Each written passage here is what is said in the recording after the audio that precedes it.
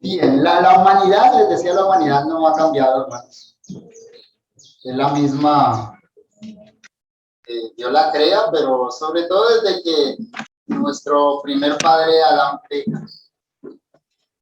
La Biblia entonces está llena de relatos que nos muestran esa naturaleza pecaminosa en acción, cómo el hombre es incorregible, cómo el hombre es incapaz de cambiarse a sí mismo, cómo el hombre es incapaz de salvarse a sí mismo.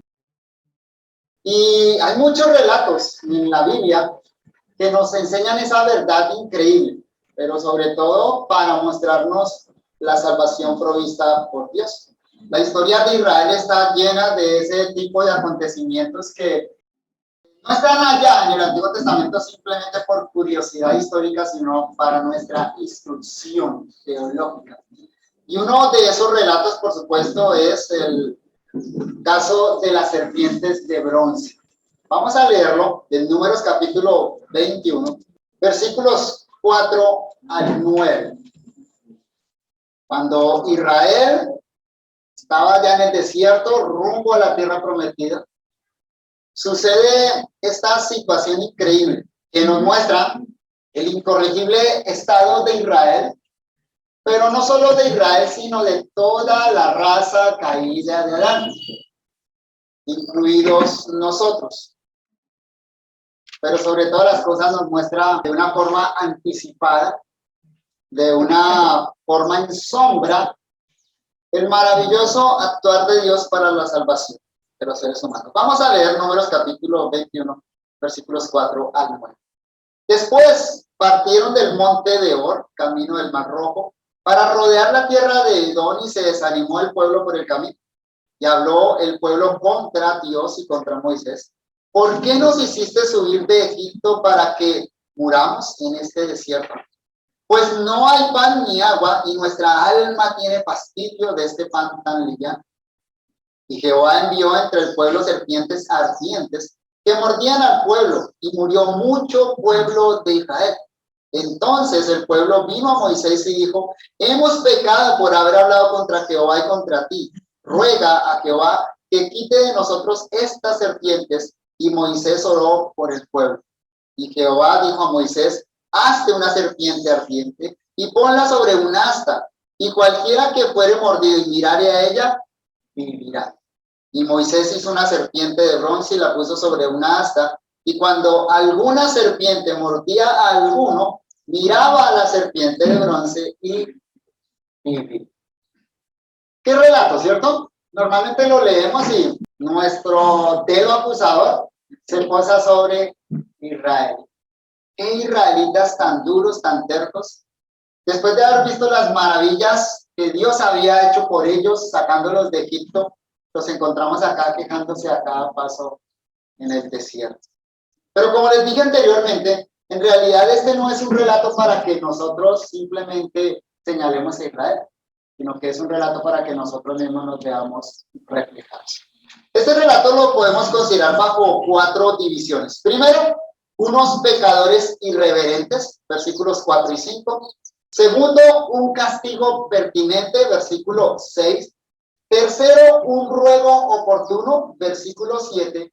Y finalmente, una salvación sorprendente, versículos 8 y 9. Así que brevemente considerémoslo bajo esos 4 títulos que acabo de mencionar. Primero, versículos 4 y 5, unos pecadores irreverentes.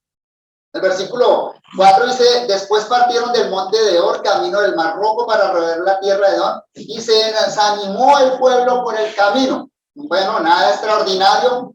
Todos los seres humanos pasamos por esas etapas de desánimo, pero hay una razón fundamental para ese desánimo que Israel está experimentando acá. Normalmente el desánimo es causado por situaciones difíciles, por carencias que nosotros atravesamos, por enfermedades, etcétera. Pero la situación de Israel es diferente acá. Mira el versículo 5, dice: y habló el pueblo contra Dios y contra Moisés. ¿Por qué nos hiciste subir de Egipto para que muramos en este desierto? Pues no hay pan ni agua, y nuestra alma tiene fastidio de este pan tan liviano. ¿Nota el punto? Sí, es cierto, están en medio de un desierto, pero Dios los está cuidando en ese desierto. Es interesante que ellos digan acá que no hay pan ni agua. Nota, cuando uno lee eso, no hay pan ni agua, entonces se imagina una situación de absoluta necesidad, de abandono total. Pero es que ahí mismo ellos dicen, nuestra alma tiene fastidio de ese pan, del maná. O sea, sí había pan y sí había agua porque un tiempo atrás Dios también les había provisto el agua de una manera milagrosa. O sea que es mentira. No es que ellos estaban muriendo de hambre ni de sed. Más bien el punto es como comienza diciendo el versículo 5, ellos se levantaron contra Dios y contra Moisés. En otras palabras, dicho de manera simple, el problema no es externo, el problema es interno. El problema no está en las circunstancias de Israel, el problema está en el corazón de Israel, es un corazón inclinado al mal, inclinado al pecado. Y esa maldad que está en el corazón de ellos hace que entonces interpreten todas las circunstancias de una forma pecaminosa. Hace que todo lo que pase con ellos los lleve simplemente a quejarse delante de Dios. Queridos hermanos, esa no es solo la situación de Israel, esa es la situación de todo ser humano, es su situación y es mi situación. Estamos acostumbrados a echarle la culpa a las circunstancias, a las personas, a echarle la culpa a Dios mismo, pero nunca estamos dispuestos a mirar nuestro propio corazón como la fuente de nuestros males. El gran problema de Israel en este momento no es la falta de agua, no es la falta del pan, que no era eso definitivamente. El gran problema de Israel es el pecado que habita en su corazón. Ese pecado ahora lo lleva a levantarse contra Dios y a quejarse. Incluso hablar mal del maná, que Dios les estaba proveyendo de una manera milagrosa. Es increíble la manera como ellos expresan al final del versículo 5. Nuestra alma tiene fastidio de este pan. Digan, ¿no notan la palabra fastidio? Estamos hastiados, dicen ellos, de lo que Dios nos provee. Eso no es el punto más alto del pecado. Decirle a Dios, estoy hastiado de lo que tú me das. Y es que no somos así. Cada uno de nosotros levantándonos contra Dios y diciéndole a Dios, estamos cansados de ti, Dios. Nuestra naturaleza es una naturaleza que se levanta contra Dios, contra el gobierno de Dios, contra la ley de Dios. Dijo el necio en su corazón, no hay Dios. Ese necio es usted. Ese necio soy yo, que negamos a Dios a cada paso. Estos pecadores definitivamente son unos pecadores irreverentes. Digo irreverentes porque no simplemente son pecadores, no simplemente pecan, no simplemente se levantan contra Dios, sino la manera como se expresan contra Dios es una forma total y absolutamente irreverente. Y el pecado, mis queridos hermanos, siempre tiene un juicio. El pecado siempre tiene una consecuencia, aunque Dios en muchas ocasiones estira su paciencia, su longanimidad la lleva al máximo, el pecado siempre va a traer una consecuencia final. En el caso de los israelitas fue una consecuencia inmediata y también una consecuencia temporal. Mírelo usted en el versículo 6, ¿cuál es el castigo pertinente que Dios manda a este pueblo pecador? Y Jehová envió entre el pueblo serpientes ardientes que mordían al pueblo y murió mucho pueblo de Israel. ¿Observan? Aquí hay un principio claro, simple y sencillo, establecido por las Sagradas Escrituras. Pablo nos lo dice así, la paga del pecado es muerte. ¿Cuál es la muerte que los israelitas están enfrentando en este momento? Bueno, es una muerte física. Es un dolor físico, es la mordedura de una serpiente que los hacía revolverse del dolor y que finalmente murieran. El pecado siempre trae consecuencias. Pero ¿saben qué? Pablo nos recuerda en 1 Corintios capítulo 10 que esa consecuencia no es simplemente una consecuencia temporal o física, la consecuencia del pecado. Miren en su Biblia, por favor, en 1 Corintios capítulo 10. versículo 9, allá en ese capítulo de Corintios, Pablo coloca este relato y todos los otros relatos del número en perspectiva teológica, es decir, lo coloca a la luz del propósito general de Dios en las Sagradas Escrituras. Primera de Corintios capítulo 10, versículo 9, dice, ni tentemos al Señor, como también algunos de ellos le tentaron y perecieron por las serpientes. Nota, Pablo está citando el acontecimiento allá del desierto. Está citando la mordedura de las serpientes y cita el hecho de que ellos murieron por la picadura de esas serpientes. Pero ¿sabe cuál es el punto del apóstol Pablo? Mire el versículo 1. Ahí mismo en ese capítulo 10 de 1 Corintios, hermano. 1 Corintios 10:1. Porque no quiero, hermanos, que ignoréis que nuestros padres todos estuvieron bajo la nube y todos pasaron el mar. Y todos en Moisés fueron bautizados en la nube y en el mar. Y todos comieron el mismo alimento espiritual, el maná, el que ellos estaban fastidiados. Según leímos el número. Versículo 4, y todos bebieron la misma bebida espiritual porque bebían de la roca espiritual que los seguía y la roca era Cristo. Toda esta multitud que sale de Israel, todos ellos, cada uno de ellos disfrutaron de todos estos bienes materiales que Dios le dio. Pero Pablo dice que también eran bienes espirituales. La tragedia es esta, versículo 5. Y este es el punto al que quiero ir. Mire el asunto acá. Pero de los más de ellos no se agradó Dios, por lo cual quedaron postrados en él.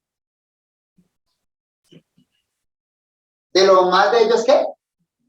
No se agradó Dios. Es decir, la muerte por causa de las serpientes fue consecuencia del desagrado divino.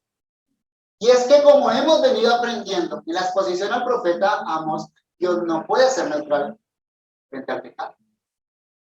Sí, la mayoría de las veces Dios no manda juicios inmediatos, pero eso no quiere decir que Dios está tapando su vista al pecado. El pecado siempre trae consecuencias, pero miren el punto. Estos hombres que perecen físicamente en el desierto por la mordedura física de unas serpientes físicas, finalmente fueron hombres que desagradaron a Dios. En otras palabras, la consecuencia última de su pecado irreverente, ¿cuál fue? ¿Saben qué fue? No quedar postrados en el desierto. Esa no fue la consecuencia última, fue la condenación. Porque ese es el punto de Pablo en 1 Corintios capítulo 10. De los más de ellos no se agradó Dios. Es decir, aunque estaban dentro del pueblo que Dios rescató de Egipto, eso no significaba que ellos iban a entrar al reino de los cielos. Más bien, por causa de su pecado, iban directo a la condenación. Y seguramente, hermanos, todos esos que perecieron en el desierto, finalmente resultaron en la condenación. ¿Saben ustedes cuál es el castigo pertinente para los pecadores irreverentes? La condenación eterna, la muerte eterna, la separación eterna de Dios. La paga del pecado es muerte. Esa es la consecuencia. Lo que tú vas a cosechar por tu pecado, lo que yo voy a cosechar por mi pecado, no es solo muerte física, es condenación eterna en el infierno. Pero entonces, allá mismo en Números 21, ahora en el versículo 7, encontramos un ruego oportuno. Hay una concientización pasajera de estos pecadores irreverentes frente al oportuno castigo de Dios. Mira el versículo 7. Entonces el pueblo vino a Moisés y dijo, hemos pecado por haber hablado contra Jehová y contra ti. Ruega a Jehová que quite de nosotros estas serpientes. Y Moisés oró por el pueblo. Cuando ven que muchos están muriendo, hay una conciencia en ellos. Hemos pecado. Hemos pecado. Y si no hacemos algo con relación a nuestro pecado, nosotros también vamos a morir como aquellos que han perecido en el desierto. Pero hay algo increíble acá, ¿saben qué? Este pueblo solo puede rogar, ¿lo notan? Ellos se pueden salvar a sí mismos. No se pueden salvar a sí mismos. Lo único que están haciendo en este momento, ¿sabe qué es? Correrle a las serpientes. Huir de las serpientes para no ser picados. Pero ellos no pueden salvarse a sí mismos. Los que murieron, murieron. Y aquí hay unos que están corriendo, porque si los pican las serpientes también van a. Sin embargo, hay algo interesante. Ellos levantan un ruego por su salvación. Hemos pecado. Y es que esa es la parte del pecador irreverente. Cuando cae en conciencia de su pecado por causa del castigo de Dios, la parte del pecador es simplemente reconocer su propio pecado. Hemos pecado. Y clamar por misericordia de Dios. Y es que acá, en esta situación, en este punto, solo pueden clamar por misericordia. Ninguno de ellos reclama ser salvo de la serpiente, porque todos saben que más bien son culpables. Todos se levantaron. Cada uno de los del pueblo se levantó contra Dios y murmuró. Todos eran dignos de muerte y todos iban a morir. Pero en medio de su insensatez, ahora levantan un ruego para que Moisés vaya delante de Dios e interceda por sus salvación. ¿Sabe qué hace Dios? Mírelo usted en los versículos 8 y 9. Una salvación sorprendente. Y Jehová dijo a Moisés: hazte una serpiente ardiente y ponla sobre una asta, y cualquiera que fuere mordido y mirare de ella, vivirá. ¿Sabe qué principio nos enseña acá este texto? La salvación proviene de Dios. ¿El hombre qué puede hacer? Nada, solo rogar, clamar, reconocer su pecado y esperar por la misericordia divina. Pero este texto también nos enseña que Dios es clemente, misericordioso, amplio en perdonar, que Dios no quiere la muerte del impío. Dios castiga el pecado impío, pero Dios no quiere la muerte del impío. Entonces Dios provee un medio de salvación, y ese medio de salvación solo puede ser provisto. El medio que salva solo es aquel que Dios provee, no el que los hombres sirven.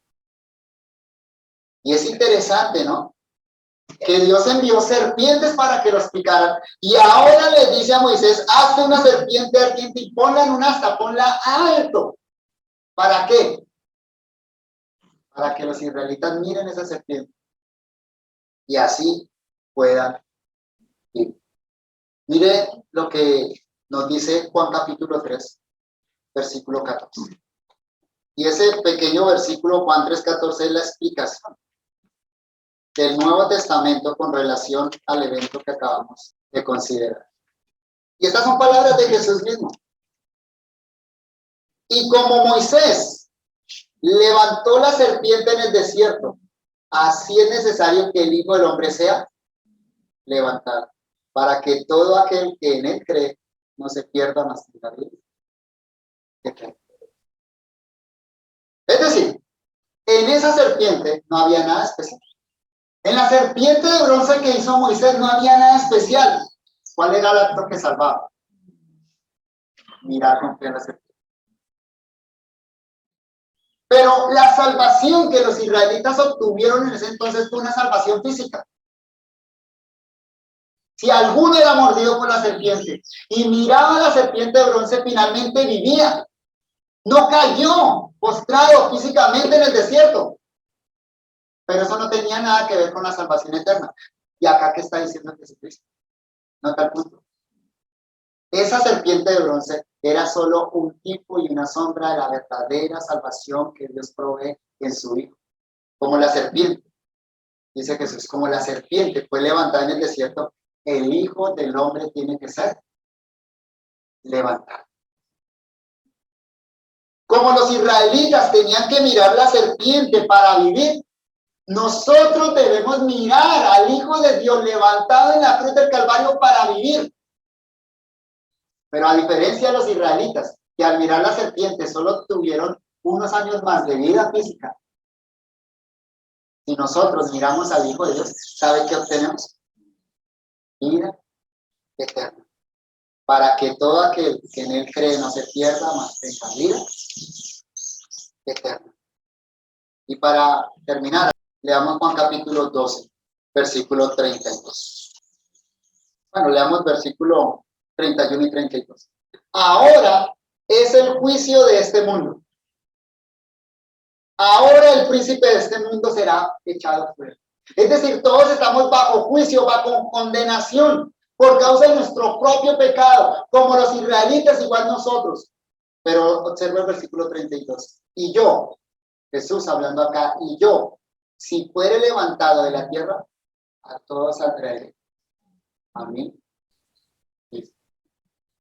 Por supuesto, Jesús está hablando de ser levantado en la cruz, de ser puesto en un asta como la serpiente fue puesta. ¿Sabe para qué Cristo fue levantado en una cruz? Para que pongamos nuestra mirada como el único Salvador de los pecados. En esa cruz hay un atractivo. Hay un atractivo especial en esa cruz. Pero solo aquellos que lo miran por fe pueden ver ese atractivo. Los que no lo miran por fe no ven nada atractivo en la cruz. Pero aquellos que hemos sido capacitados con la fe, por medio del Espíritu Santo, vemos esa cruz con delicia. La vemos con deleite. La vemos con amor. Porque es a través de la cruz de Cristo que hemos sido salvos del veneno del pecado. Y ya no vamos a condenación, sino a vida